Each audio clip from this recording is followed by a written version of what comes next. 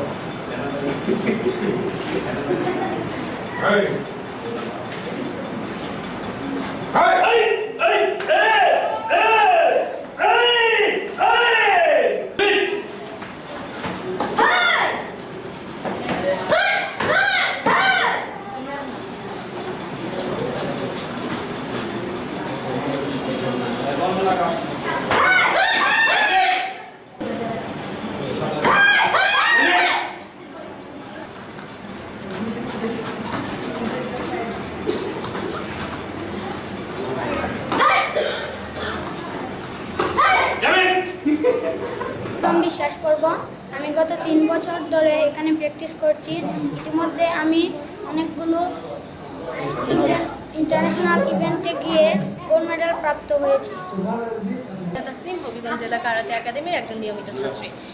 আমি বিগত 4 বছর ধরে কারাতে অনুশীলন করছি এবং আমার কারাতে অনুশীলনের ফলে আমি নিজেকে খুবই আত্মবিশ্বাসী এবং মেধাবী মনে করছি।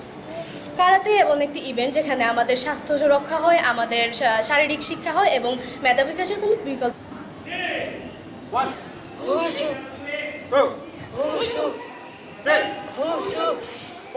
স্টেডিয়ামে হবিগঞ্জ জেলা কারাতে একাডেমি, এখানে আমরা নিয়মিত কারাতে অনুশীলন করে আসছি। আমাদের এখান থেকে কারাতে প্লেয়াররা জাতীয় এবং আন্তর্জাতিক পর্যায়ে একাধিকবার স্বর্ণপদক অর্জন করেছে। আমরা এখানে অনুশীলনের মাধ্যমে আত্মরক্ষা, খেলাধুলা, স্বাস্থ্যরক্ষা এবং মেধা বিকাশের যে একটা চর্চা, সেটা হবিগঞ্জ জালাল স্টেডিয়ামে এখানে হয়। আমাদের এই একাডেমি থেকে ইতিমধ্যে 4 জনকে আমরা ব্ল্যাক বেল্ট আমরা দিয়েছি। আমরা ইচ্ছে করলেই যত্রতত্র অন্যান্য ক্লাবের মতো আমরা ব্ল্যাক বেল্ট দিচ্ছি না। এখানে আমরা ট্রেনিংয়ের মাধ্যমে এবং হবিগঞ্জ জেলা কারাতে একাডেমি থেকে ফার্স্ট কিউয়ের পরে ব্ল্যাক বেল্ট প্রদানের পর আমরা বাংলাদেশ কারাতে ফেডারেশন থেকে আমরা ব্ল্যাক বেল্ট ওইখানে রেজিস্ট্রেশন করে ওইখানে আবার ফেডারেশনের পরীক্ষায় অংশগ্রহণ করে আমাদের কারাতে কারা ব্ল্যাক বেল্ট দিবেন। আজকে আমরা 4 জনকে ব্ল্যাক বেল্ট দিব। একজন হলেন নিবারণ চন্দ্র বিশ্বাস, নিগম চন্দ্র বিশ্বাস, সামিহাত তাসনিম, শাইমা জাহান, মীরা। এই 4 জনকে আমরা আজকে ব্ল্যাক বেল্ট প্রদান করি। আমাদের মাঝে উপস্থিত আছেন হবিগঞ্জ জেলা কারাতে একাডেমির টিম ম্যানেজার নাজনীন জাহান এবং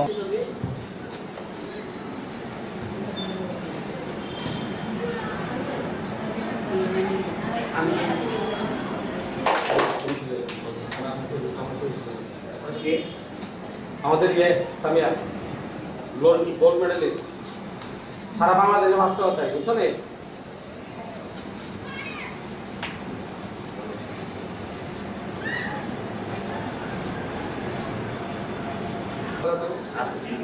সবাই তো বুঝতে